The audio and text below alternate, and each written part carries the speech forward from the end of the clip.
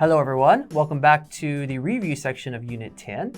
And we talked a little bit earlier about hobbies in some ways and a little bit about Japan. And so to give you kind of a summary more of this article and this unit talks about, it's about a 39-year-old man in Tokyo named Koji Ishii.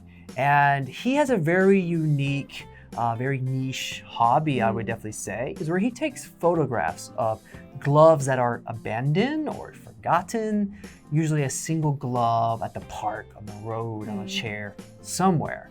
And he has taken, I think, over 5,000 photos and has a following on his Instagram page.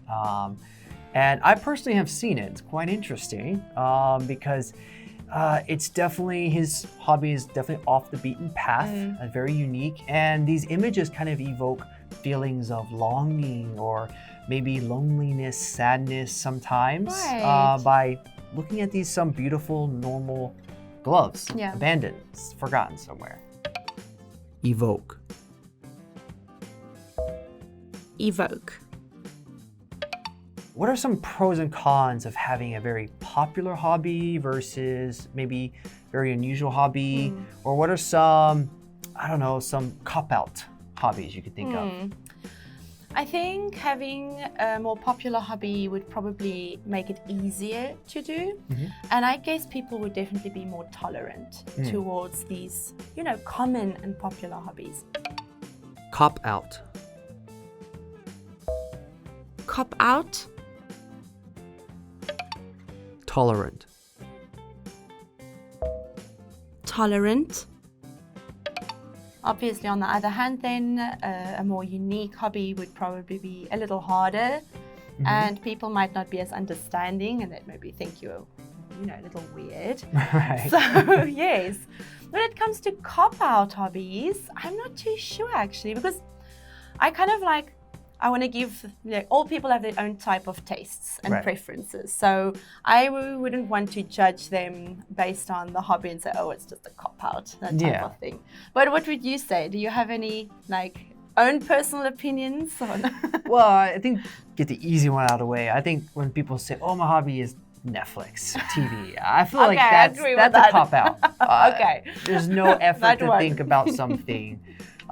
Everybody watches something. So I wouldn't consider that a hobby. Maybe that's a cop-out. Okay, I can agree with that one. But I think especially now, the time we're in now, we're like, okay, fine, do Netflix. Yes, it makes much more sense to spend time at home watching shows. Yes. Totally understandable. Right. People are more tolerant, like you mentioned. Right. But it is harder, I think maybe a con of a unique hobby would be maybe less interaction with people. There's less people in it. Right. Maybe, it's definitely, we have to be more assertive in that area versus, the popular hobbies. There's a lot of people, there's big groups, a lot of socializing. I'm in a running club. That's kind of a big hobby for many it's people. definitely more common. Right. So, in your opinion, what is the perhaps appropriate amount of time for a working adult to spend on a hobby?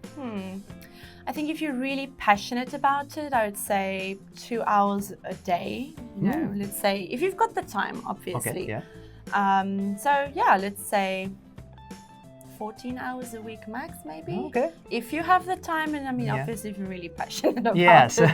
I don't know if I'm doing mine 2 hours a day, but some days, yes. Some days I'm in the mood and I'll read for 2 hours. So it depends. Yeah, definitely. And definitely depends on the family circumstance. Right. If you're single, are you married, you have children, So I think that 14 hours is reasonable for most single or couples. I think when it comes to children, I don't know, maybe reasonable 5 to 10. They become the new hobby. They become your life. There's no time for hobbies. Right. All right. Well, that's it for today. Thank you for joining us, and we'll hope to see you on the next one.